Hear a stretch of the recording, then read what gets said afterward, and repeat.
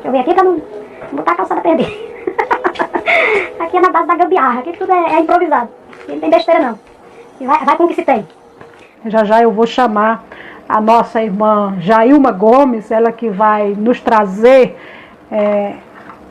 algo a respeito desse assunto, que é as dores emocionais. E enquanto isso eu quero falar duas coisas rapidinho para que a gente tenha mais tempo de conversar com ela. Falar da campanha de um bebê chegando, né, que a gente está fazendo com o projeto Sementes que Germina. E para quem não conhece, primeiro, para quem já me conhece, para quem não me conhece, meu nome é o mesmo aí, né, do Facebook, é Socorro Barbosa. Então, e o nosso projeto Sementes que Germina é um projeto que nasceu aí no meu coração para que venha se ajudar vidas. Não posso fazer muita coisa, mas quem já conhece esse trabalho que eu venho fazendo há mais de 2 anos, né, sabe como é que funciona. Às vezes a família está precisando, então é de meu conhecimento, então a gente sempre faz alguma coisa para ajudar essa família. Então esse é o sentido do projeto, Sementes que Germina. E nós estamos em campanha. A campanha Um Bebê Chegando, como eu falei aí algumas semanas atrás. Então nós temos já algumas doações. Eu quero agradecer ao Mercadinho de Henrique, aqui no bairro Alegre, assim também como a Conveniência da Flor, né, Floresmar, né, que tem aqui no bairro Alegre também. Ela fez a sua doação, então isso para mim é gratificante. Então eu não poderia deixar de agradecer. Então, o tema da nossa live de hoje é as dores emocionais. Eita, maravilha! Paz do Senhor, amada. Olá, paz do Graças a Deus. Ai, eu estava nervosa.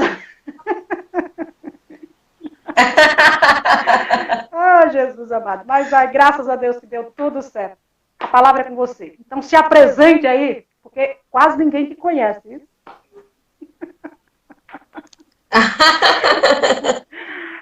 Meu nome é Jailma, né? Dizer primeiro que é um prazer estar aqui com vocês, estar aqui com a irmã Socorro.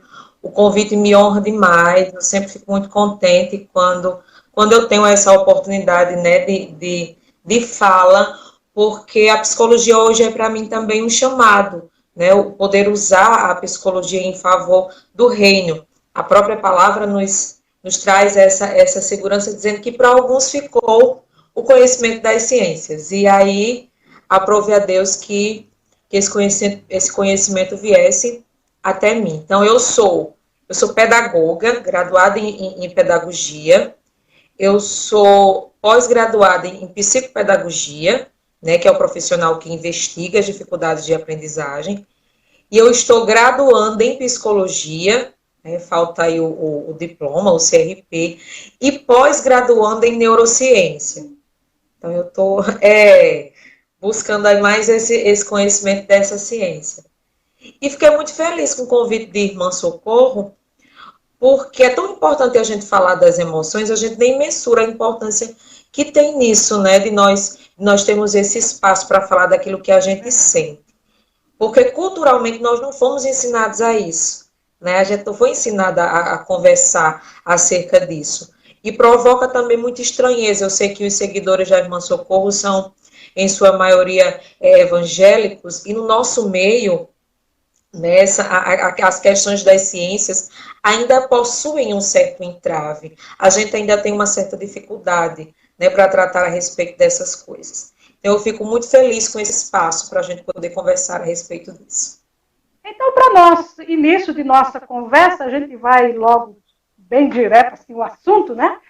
Eu já quero conversar, perguntar. Fique à vontade, estou aqui. Não, a conversa é sua, porque eu converso demais, senão não vai sobrar espaço. Primeiro, eu quero perguntar aqui a você, o que são essas dores emocionais? Fala aí, pessoal, para que eles possam se identificar o que é essas dores emocionais. Muito bom para a gente conseguir,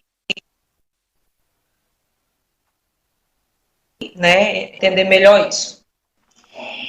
Dor, eu gostei de uma definição que encontrei de dor, que diz o seguinte, que A dor, ela é uma experiência sensorial ou emocional desagradável. Então, dor é algo que não é muito legal. Para definir melhor a dor, para a gente compreender melhor a dor é a experiência que eu tenho no meu corpo, mas que precisa da minha mente para que ela seja sentida de fato. Se tomarmos como exemplo, quando tropeçamos em alguma coisa, a nossa mente faz isso em questão de instantes, e a gente acha que sentiu a pancada na perna, por exemplo, por causa da perna, porque algo bateu na minha perna. Só que quando eu bato a minha perna em algum lugar, em algum obstáculo, em algum objeto, essa informação vem para o meu cérebro. O meu cérebro é que emite esse comando para a minha perna, a fim de que ela entenda que ela está sentindo dor para que ela evite aquilo ali. Então, a parte disso, né, essa dor ela é gerada dessa forma. O que a gente precisa entender a princípio é que tudo é gerido pelo nosso cérebro. Tudo funciona a partir dele. Nós somos um ser completo. Deus, quando criou tudo maravilhoso, porque Deus não faz nada por acaso, nem nada meia boca. Deus faz tudo maravilhoso. E quando Deus nos criou, Ele nos criou perfeitos. Por muito tempo se investigou o ser humano de forma desassociada, desmembrada. Mente, espírito, corpo, como se cada um fosse uma coisa e a gente fosse essa construção. Nós somos essa construção, sim, mas nós somos isso tudo numa coisa só. Nós somos seres espirituais, nós somos seres psicológicos, nós somos seres sociais, certo? Nós somos seres biológicos, nós somos isso tudo numa coisa só. E aí quem comanda toda essa maquinária, quem comanda a minha vontade de levantar, o meu impulso, quando eu estou me queimando, que eu afasto o braço, quem comanda tudo isso em nós é o nosso cérebro. Ele a massinha cinzenta, eu vou chamar de cérebro para a gente generalizar, para não entrar especificamente na partezinha lá do encéfalo. Mas o nosso cérebro é quem comanda isso tudo. Tudo parte da nossa mente.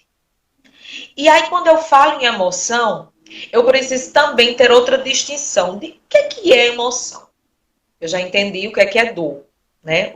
Como é que a dor acontece. Tem algo lá, inicialmente externo, que me provoca aquela sensação de dor, e o responsável é o meu cérebro. E o que é que ocorre? Porque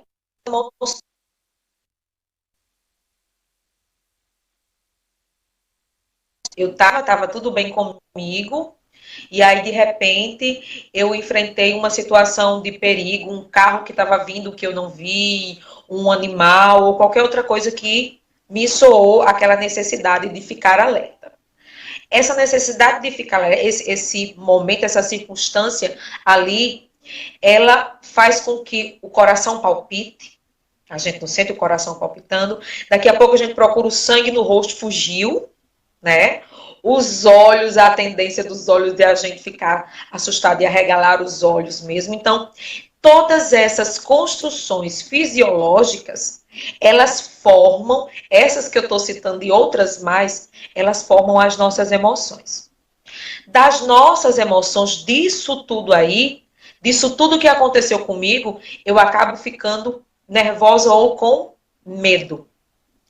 E aí esse medo, esse nervosismo vai entrar num outro campo que é mais consciente, que eu vou chamar de sentimento. Eu vou conseguir tornar aquilo que é inconsciente lá nessa construção todinha, vou tornar isso mais palpável através de um sentimento. E o que é que são as dores emocionais? São as dores que eu sinto e que consigo ligar, a gente vai descobrir daqui a pouco que tem ligação sim, mas que a princípio eu acho que é uma dor só da minha emoção, que eu acredito que aí vem desse caminho, né? São coisas que acontecem lá no nosso cérebro, lá nas nossas emoções. Então, essa é a grosso modo o conceito de dor emocional. A gente pode dizer que esse apanhado aí seria, né, de uma forma muito, muito simplista, dizer que são as dores que a gente sente nas nossas emoções, né? Mas a gente vai descobrir aqui conversando como é que isso de fato acontece, né? E vamos responder a pergunta que a irmã Socorro fez aí no cartaz convite para esse momento da gente agora. Ok, né? Respondi a sua pergunta? Eu. Responder e aprendendo, né? Tem que Muito bem. aprender também. Coisa boa, né? É isso aí. Vamos mais. Nós temos mais umas perguntas, viu? Aqui teve umas perguntas. Vamos lá. Tem Quem até é à pergunta de vontade? longe, viu? Responda as perguntas. Deixa eu ver aqui pra gente. Ô, coisa boa. Por exemplo, né? A depressão, ela são causadas por essas dores? Na verdade, essas dores são as expressões dessas doenças. O que é que acontece conosco? O nosso cérebro, ele é quem comanda e coordena tudo. As informações chegam todas para ele, né? Todas essas emoções. E aí imagina essa caixa armazenando tudo. Lucimar dizendo aqui que está assistindo. Muito bem, fica aqui com a gente. Aí, vamos compartilhando. Vamos conversar aqui. É um momento de conversa nossa aqui. O que é que acontece? O nosso cérebro vai lá armazenando as coisas. Vai armazenando as coisas que eu vivi quando eu era criança, né? Primeiro vai armazenando as coisas que eu vivi na minha vida intrauterina, quando eu estava na barriga da minha mãe. Meu cérebro já estava lá, eu já estava sentindo as coisas, eu já estava acompanhando as coisas sensitivamente, né? Estava sentindo tudo que ocorria. E meu cérebro armazenando as coisas. Nasci, o meu relacionamento com a minha família, com a escola, com a igreja, com as pessoas. E aí eu fui guardando isso e vivendo emoções e vivendo sentimentos e guardando tudo isso. Como nós não somos acostumados, a nossa memória afetiva, a nossa inteligência emocional, ela não foi comumente treinada, nós não fomos treinados para lidar com isso, a gente foi guardando. A gente foi guardando porque a gente não sabia lidar, a gente foi guardando porque a gente não achou que era necessário resolver e a gente guardou. E o nosso cérebro armazenando tudo. Chega um momento em que esse cérebro já está lá cansado, ele não consegue mais lidar. E aí ele começa a sentir, assim como o restante do nosso corpo. A depressão pode ser originária disso, porque a depressão ela pode ser ocasionada por causa de um trauma, da perda de um ente querido, de um luto mal resolvido, de uma relação frustrada, de uma decepção. Tanto ela como a ansiedade podem ser geradas por causa desse tipo de situação. Mas a gente não pode esquecer também que, em se tratando das doenças mentais, elas atuam, como as doenças, elas vão direto lá numa partezinha do meu cérebro e ela muda, né? Nós temos neurotransmissores que são responsáveis de prazer, de alegria, o nosso desejo de fazer as coisas. E aí a depressão, ela não é só uma coisa da minha emoção. A depressão, ela parte, sim, ela também faz essa visitação.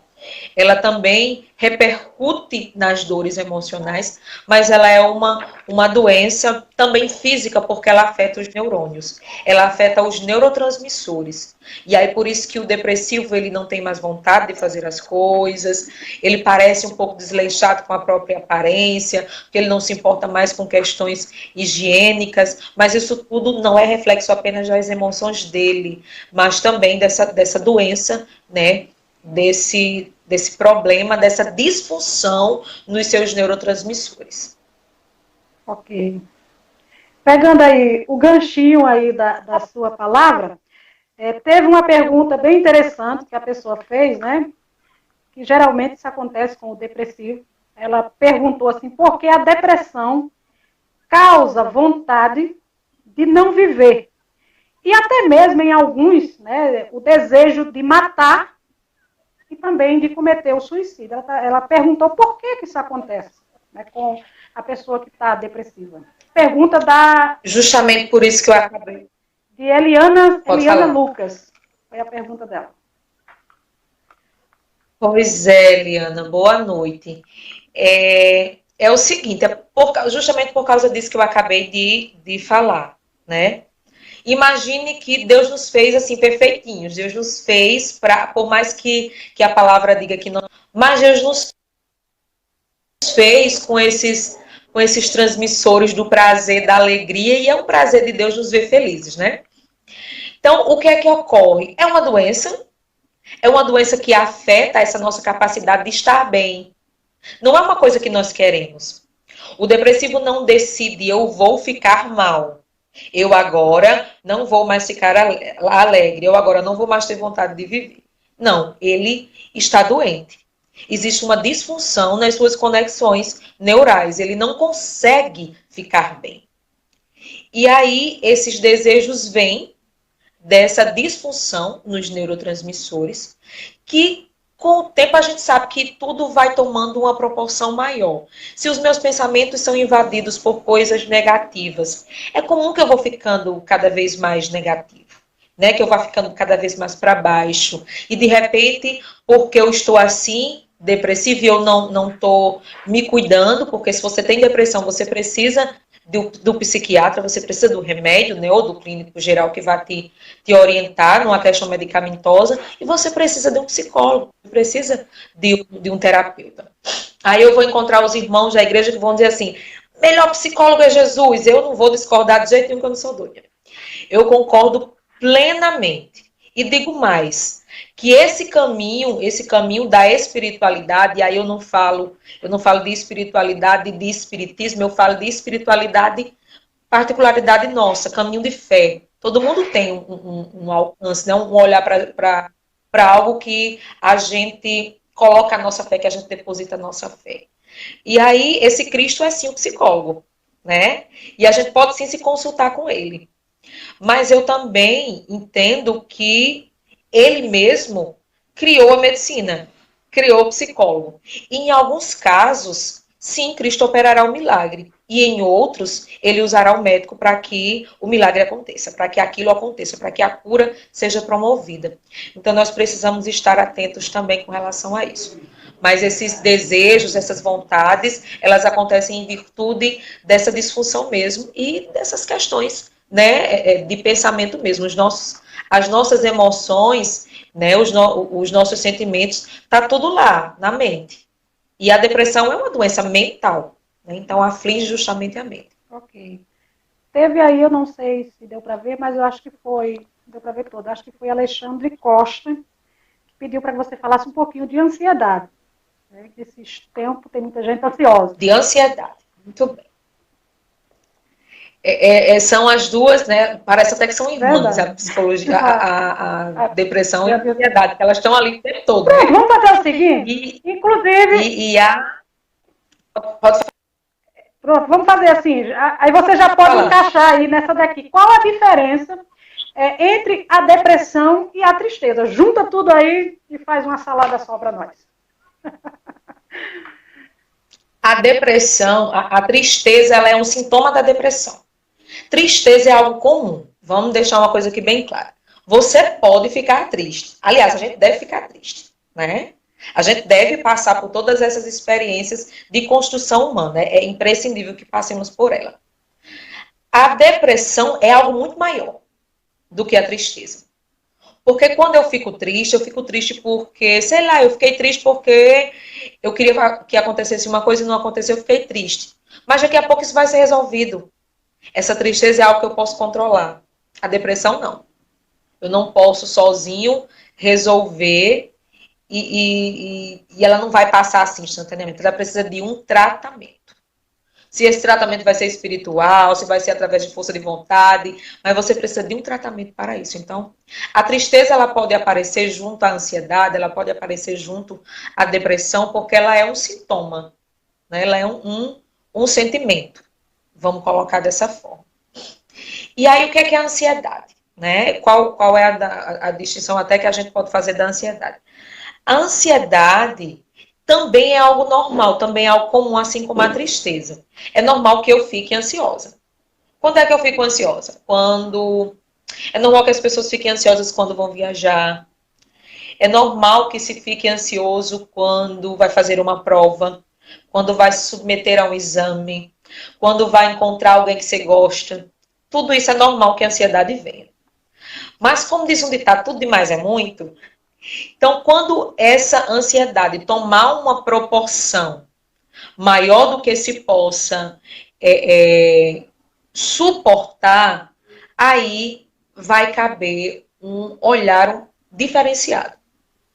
Quando eu percebo, e aí os sintomas mais aparentes são: poxa, meu coração está aqui acelerado, estou sentindo uma taquicardia, estou sentindo uma agonia, estou sentindo um negócio aqui, um problema para respirar, estou com a minha mão aqui suando, estou nervoso, de repente, nossa, me deu uma ânsia de vômito, parece que eu vou desmaiar.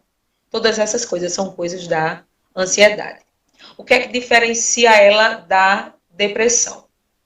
A depressão, ela parece nos puxar um pouco para o passado, ela nos faz perder o foco do futuro. E a ansiedade é como se ela me tornasse angustiada com o futuro, com o que vai acontecer. Eu fico apreensiva com aquilo, né? Como ela trouxesse essa sensação. Tanto a depressão quanto a ansiedade têm sintomas parecidos, né? O que vai poder distingui-lo, o que vai poder diferenciar é talvez essa sensação. A depressão traz-nos uma coisa mais melancólica, uma coisa que nos puxa mais para cá. A história do elefante preto, não sei se vocês já ouviram falar, que é um símbolo da depressão. Parece que vai nos puxando para baixo. E a ansiedade parece que nos acelera, nos agonia, nos deixa mais acelerados, assim, nos angustia um pouco mais. Então, eu acho que eu estava ansiosa, né, no início. Um pouquinho. Tudo que é novo traz essa... Deixa eu ver aqui.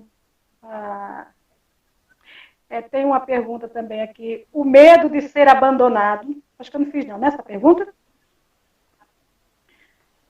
O medo de ser abandonado, sensação de solidão, alteração de humor.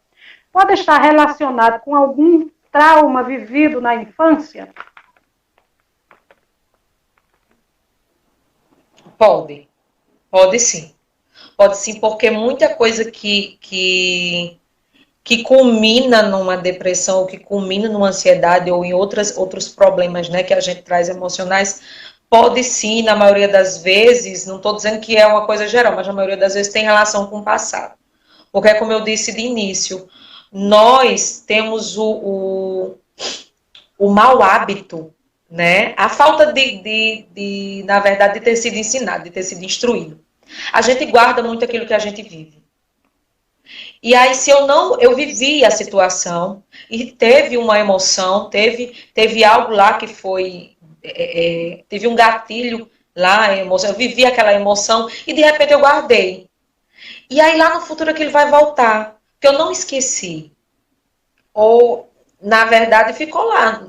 Eu não está no meu campo consciente, mas está no meu inconsciente. Ou pode até estar no consciente, né? Você lembra do que aconteceu e lembra e traz exatamente aquela emoção. Então, a ansiedade pode vir disso, sim. A depressão pode vir disso, sim. Outras doenças mentais podem ser reflexo daquilo que eu vivi na minha infância, na minha adolescência, no meu passado de não sei quanto tempo, mas que agora está voltando para me assombrar, porque eu não resolvi. Né? Geralmente é porque eu não resolvi.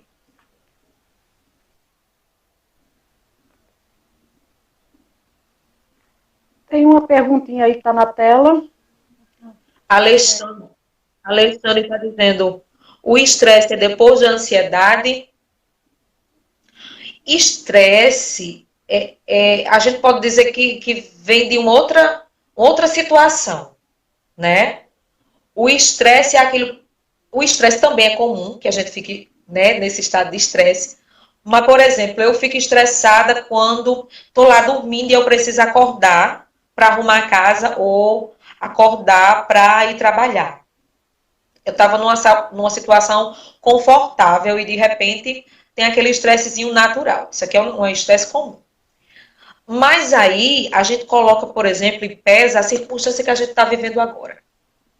Esse estresse de que eu não posso sair de casa, ou eu preciso sair de casa, mas existe um perigo lá fora, né? Isso já sai do campo do natural. O estresse é comum, ele nos provoca um certo equilíbrio. Ele tem um ciclo, o estresse. Ele é natural. Mas quando eu não fecho esse ciclo para ressignificar o estresse, aí ele me traz uma demanda negativa. Ele me faz mal. Estágio para ansiedade, entendeu? Ele é por si só, ele está lá classificado. Tem o estresse, tem a ansiedade e tem a depressão. Mas, de repente, eu posso, por causa da ansiedade, estar um pouco mais estressada. Sim. Porque eu estou dentro de casa há muito tempo, querendo sair e não consigo, eu posso ficar mais estressada? Sim. Pode funcionar como um sintoma da situação que eu estou vivendo. Respondida, Alexandre? Manda um joinha aí, um coraçãozinho, uma mãozinha, seja... a gente sabe. Eita, maravilha. Irmã, tem uma pergunta aqui que eu deixei ela para o final, que realmente ela veio de longe, para a gente fazer aqui, porque este é um assunto, né, eu pensei que você ia responder essa pergunta no início, quando você começou a falar. Eu digo, Jesus, ela vai falar a minha pergunta sem eu ter perguntado. E que vai envolver aí a questão, né, do meio evangélico, né, na igreja. E a pergunta, ela veio de São Paulo, viu? O que você acha das mulheres que estão na igreja depressiva e têm medo de procurar ajuda e serem rejeitadas por alguns que dizem que a depressão é coisa do diabo e falta de oração e jejum? É isso? Já escutei demais também. Fico mordendo a língua quando eu escuto isso. Tem uma pergunta aí de Lucimar. Lucimar, eu respondo já a sua pergunta. Vamos lá. Inclusive, eu trouxe aqui trechos da própria Bíblia para a gente embasar aqui essa pergunta, essa conversa. Veja bem. Em Mateus 26, 37 e 38, Jesus fica triste e angustiado no Getsemane. Jesus. E aí em Lucas 22 e 45, os discípulos de Jesus dormiram de tristeza. É a Bíblia que está dizendo. Então, amados irmãos que não compreendem, que não entenderam ainda o que é depressão, depressão é uma doença, certo? Assim como o câncer é uma doença, assim como um problema na tua coluna é uma doença, eu não estou mensurando a dificuldade no enfrentamento da doença, eu estou dizendo que é uma doença, né? É comprovado cientificamente. Existe um embasamento científico. São doenças. Porém, são doenças que afligem também a alma. Porque afligem a alma não significa dizer que falta oração. Porque como é que eu justifico a falta de oração num homem que é escolhido por Deus para ser anjo da igreja como um pastor? E nós já temos casos de pastores que tiraram a vida através do suicídio. Então eu não consigo, Jailma, não consigo dar essa resposta, ter essa resposta ou aceitar que a depressão, que a ansiedade, que as doenças emocionais, as doenças mentais, que elas tenham esse viés apenas espiritual. Eu não nego, enquanto cristã, a existência de uma influência maligna, sim, porque acredito que o inimigo, ele se aproveite das situações de fragilidade. Porque nós não podemos esquecer que todas as nossas batalhas espirituais, elas acontecem na nossa mente.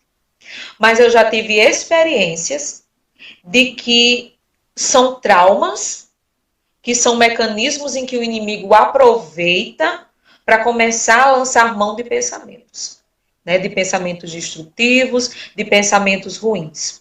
A depressão, ela é uma doença.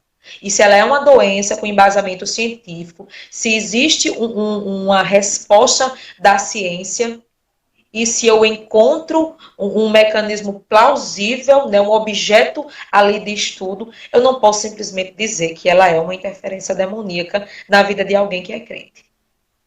Porém, existe a influência a partir dessa circunstância, existe.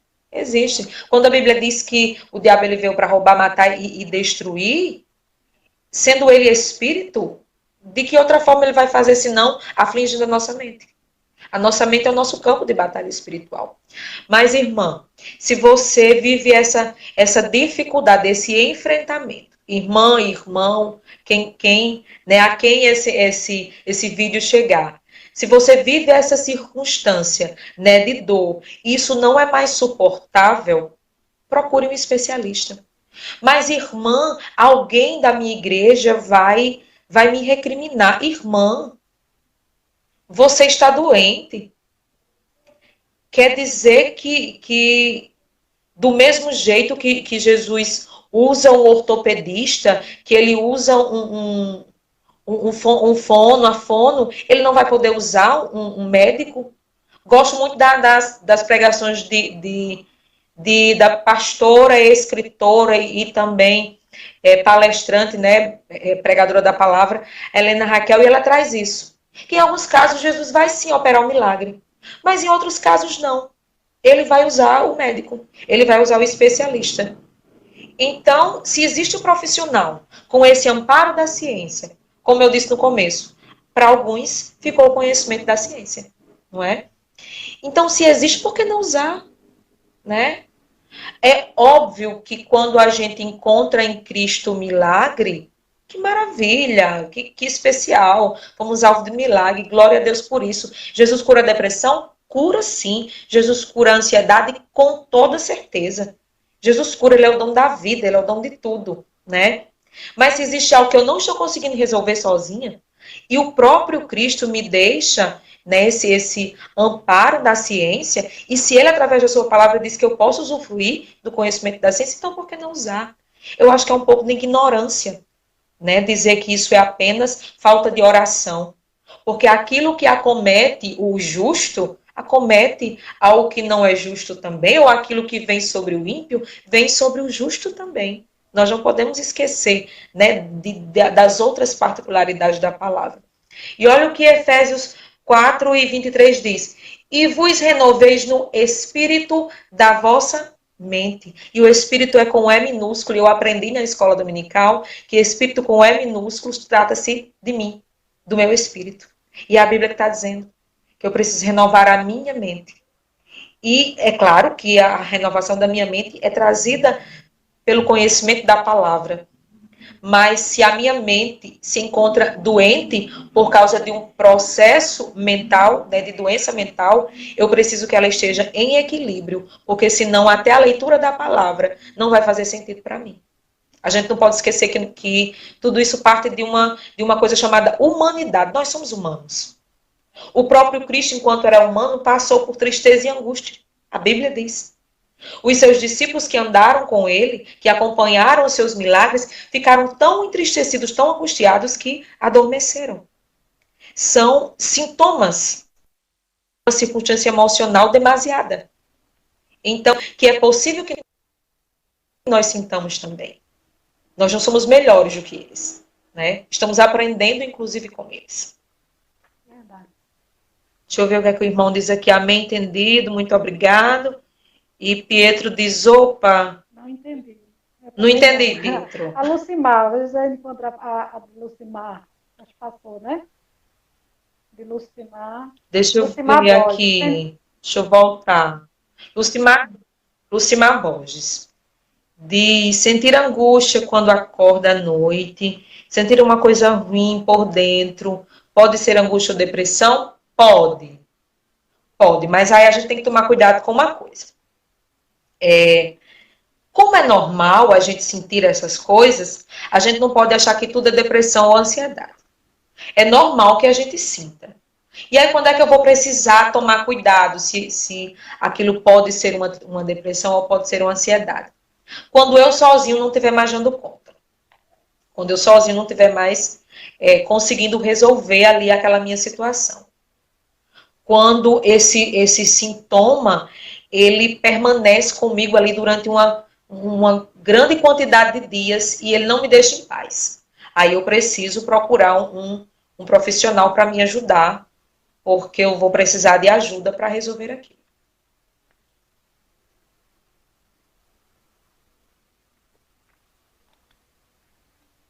Ok, respondido aí. Acho que respondi, né, Luciana? Se tiver mais alguém que queira fazer pergunta, fica à vontade aí, ainda dá tempo, né? A gente... Isso mesmo. É um assunto muito interessante que a gente, às vezes, né, esquecem. Acho que devido tanta religiosidade, a gente esquece. Né, e a gente vê que dentro das igrejas, né, tem mulheres que passam por essas, né, situações e fica realmente com esse receio, né, de procurar ajuda, né, e quem procurar, né, pelo medo de a pessoa ser rejeitada, né, de ficar dizendo que ela não tem fé, né, que a depressão justamente é a coisa do diabo, e aí isso se evolui para uma coisa, né, mais grave, e até mesmo o suicídio, né, que a gente tem visto aí muito frequente no meio evangélico. Né, não é falta de oração, não é falta de jejum, isso aí são coisas que Jesus deixou para nós fazermos. Isso aí é algo já que todo crente, toda, né, pessoa instruída no evangelho, ela vai saber que jejuar e orar é algo natural para ela fazer. Ela tem que fazer aquilo ali. É necessário ela fazer. Então, nesse caso aí, já a gente tem que prestar bastante atenção.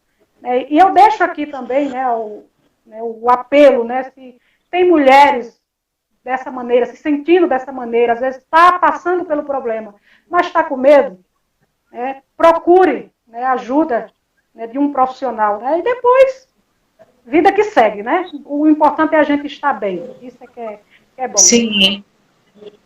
Isso. Obrigada. Com certeza. Então, vai passar um barulho agora para a gente não.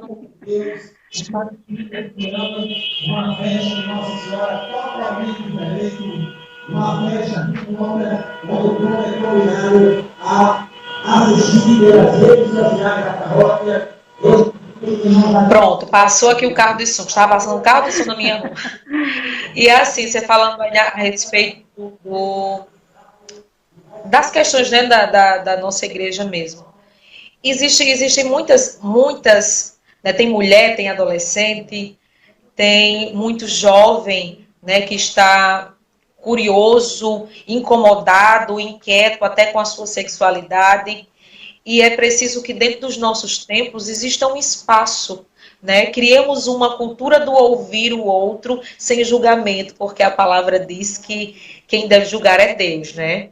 A gente precisa disponibilizar desse amor ao próximo, que é muito mais uma ação do que um sentimento. Se tomarmos isso como base, como via de regra, né? Como auxílio de fé. E compreender que muitas das questões que a gente traz que são humanas partem de uma desconstrução que a gente precisa ter enquanto ser humano, porque muitos de nós não nasceu instruído, né? Quando eu digo não nasceu instruído, eu digo que não tem aquela base, né, no ensino da palavra, que não está amparado ali, que não está alicerçado na palavra. E que se deixa muitas vezes desvencilhar por aquilo que o mundo diz, por as informações que o meio secular nos traz. Né? Muitas vezes, como são os nossos adolescentes, bombardeados por causa disso. E é preciso que nós tenhamos esse olhar um pouco mais afetuoso, né? Que aprendamos a ter essa audição pouco menos preconceituosa. Que a gente ouça a dor do outro, a angústia do outro, o desespero do outro, porque muitas vezes esse guardar, a pessoa guarda o que está sentindo, não conta para o seu dirigente, para o seu pastor, para o seu líder, por temer esse mecanismo de julgamento, né? E é um processo. Assim como é um processo quando alguém é fumante e quer deixar de fumar, assim como alguém bebe e quer deixar de beber, a gente não pode esquecer que abandonar o pecado também é um processo. Que precisa de Cristo, que precisa de oração, que precisa da leitura da palavra, que precisa do jejum, mas que precisa do abraço fraterno do irmão. Que precisa desse cuidado do outro também. Porque quando a criança começa a caminhar, ela precisa da mão do adulto, que lhe oriente. E quando a gente chega, né, para Jesus, a gente chega assim, engatinhando mesmo. E é preciso que a gente, enquanto igreja, tenha esse olhar um pouco mais afetuoso para o pecador, não para o pecado dele. Né? Aí a Alexandre está fazendo uma pergunta. Para a Alexandre aqui, quando é formado o caráter de uma pessoa, qual é a idade e em diante? Isso é Olha, aí vão dizer, um grupo vai dizer assim, o caráter ele é formado no início da vida, até por volta dos 12 anos. Aí outro grupo vai dizer, a personalidade ela vai se formar até os 18 anos. Depois dos 18 anos, a personalidade, o caráter já vai estar formado. E aí o que é que eu acredito? Eu acredito que a nossa construção, ela se dê ao longo da vida. Por quê? Porque eu aprendi que Cristo muda o caráter da gente. Porque é possível que o caráter seja mudado depois de velho. E eu explico com o exemplo da Bíblia. A gente tem Saulo transformado em Paulo, que já velho teve o seu caráter moldado por causa da presença de Cristo. Então, eu não posso apenas usar a ciência nesse caso e dizer assim, é assim ou assado, até porque a ciência, ela nos dá essa abertura, né, ela vai mudando conforme os estudos que vão sendo feitos. Mas quando a gente observa uma criança com 12 anos hoje, a gente percebe que ela já consegue deter muita coisa a nível de informação. Ela já consegue compreender na dinâmica da sociedade em que ela está inserida o que é o certo e o que é errado, né? Mas acredito que aos 18 é que ela esteja pronta para muita coisa. Ela esteja melhor preparada para muita coisa. Mas esse caráter aí, eu acredito que ele é forjado ao longo da nossa história. Porque nós podemos mudar. Isso é uma verdade, né? Nós podemos mudar. Rosineide diz, muitas vezes o medo nos faz recuar, até impedir uma ajuda por medo de julgamento. Passei por essa tal depressão e ansiedade, mas Deus Todo-Poderoso me libertou. Não foi fácil, mas estou de pé. Amém. Rosineide, graças a Deus. Mas o medo de julgamento, de fato, é uma das coisas que mais nos impede de caminhar, né, para em busca da cura. Nós somos, como nós somos, né, irmã Socorro, aprisionados ao que o outro diz sobre nós. Não é? E esquece que a gente é o que a Bíblia diz que a gente é. Cria-se uma barreira, fora né? dela, não tem verdade. Pois é. Essa barreira... Mas assim como Rosineide, que quem sente alguma coisa, né, quem sente o incômodo, quem passa por um momento difícil, e que sente a necessidade de falar com alguém, de dizer para alguém, faça. Tem sempre alguém em quem você pode confiar. Né? Procure alguém e diga aquilo que você está sentindo. Não guarde, não. E se você não conseguir dizer para alguém, escreve. Diz escantando, diz isso para Deus em oração, né? E aí eu vou aproveitar essa deixa e vou dizer de coisas que a gente pode fazer nesse caminho de encontrar de ajudar nesse processo. Estar em Deus é uma coisa maravilhosa, né? Esse caminho da oração é um caminho sem falhas. Conversar com Deus é cientificamente comprovado. Eu super indico uma doutora chamada Rosana Alves. Ela, além de ser neurocientista e de ser psicóloga, ela também é cristã. E ela diz dos mecanismos, né, das particularidades do nosso cérebro, daquilo que é ativado através da oração. Mas eu também preciso cuidar da minha alimentação, uma atividade física. O processo de respiração é muito importante, a gente se descuida do respirar, mas ele também importa para que eu possa, né, vencer de repente um ataque aí de ansiedade que eu estou passando, o respirar, o pegar o ar pelo nariz e soltar pela boca, né, o ter essa concentração mesmo, fazer uma coisa nova, buscar uma coisa que você não costumava fazer, né, não deixar de falar com o outro, né, se não pode ir lá na casa do outro, mas existem os mecanismos aqui da internet, não deixa de se comunicar com o outro, nós somos seres sociais e a gente precisa, né, desse momento com o outro. Verdade. E Jesus nos deixou uma receita, né? Muito conhecida, nós conhecemos, que é entrar no nosso quarto, fechar a nossa porta e conversar com Ele. Né? Então, a conversa com Jesus, ela também é importante. Assim como você dá a confiança, né, para o psicólogo, a conversar, se abrir ali, coisas que você não consegue falar para a sua melhor amiga, nem talvez para o seu esposo, mas diante do Senhor, né, no seu quarto lá, mesmo baixinho, soluçando, mas você pode desabafar. Eu costumo dizer, você pode vomitar isso aí que está dentro de você, para que você sinta-se melhor. Né? Então, isso é o que a conversa ela faz conosco. Então, quando a gente conversa, tem alguém de confiança, nos dá sempre uma aliviada, né? Sim. E o psicólogo, com certeza... Com certeza. É indicado, né? Não é bem indicado, ele é indicado para a conversa. Mas, às vezes, a pessoa não pode, né? Não está com condições de ir para fazer uma consulta. Mas pode se conversar com o Papai do Céu, pode conversar com a sua melhor amiga de confiança e jogar isso para fora, porque se ficar dentro, com certeza vai causar algum malefício. Fazer mal. Com certeza. Eu não sou psicóloga, mas eu tenho certeza que isso faz. Pois é, tá certíssima. Mas eu gostaria aqui só de saber, para a gente finalizar, como identificar a depressão. Quando você... Eu preciso, né? Você já falou, mas dá uma pincelada maior aí.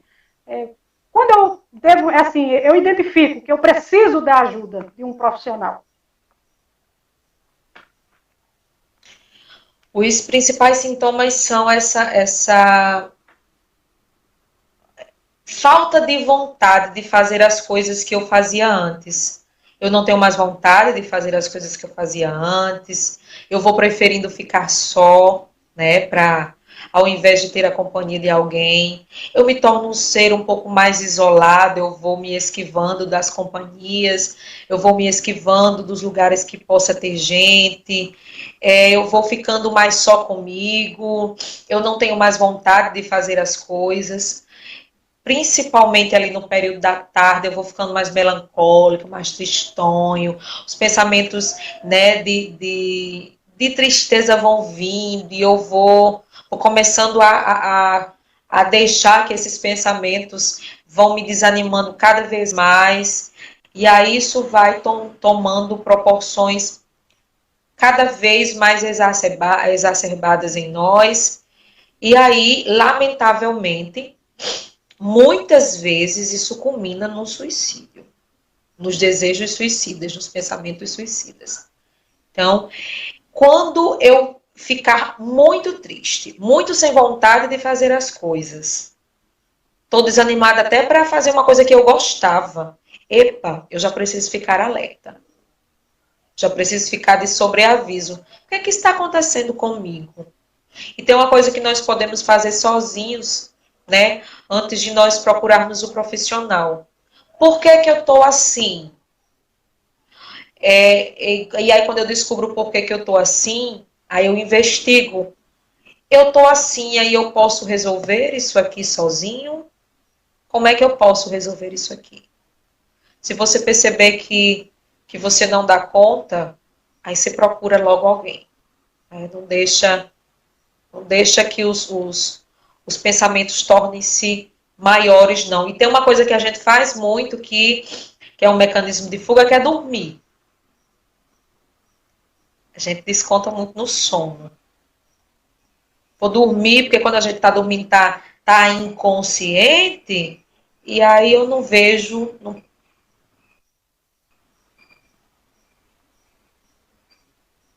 Verdade.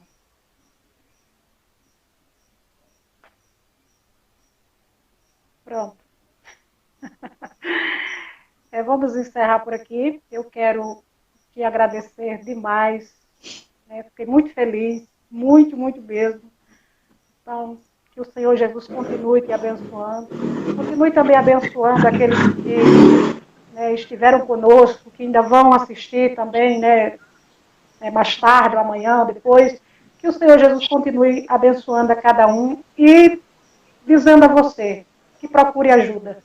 Não, não se prive, não tenha medo do que as pessoas vão dizer ou que vão julgar. O importante é você olhar para você e dizer: eu preciso de ajuda e eu vou buscá-la. Isso que é o importante para a nossa vida, viver bem, viver melhor.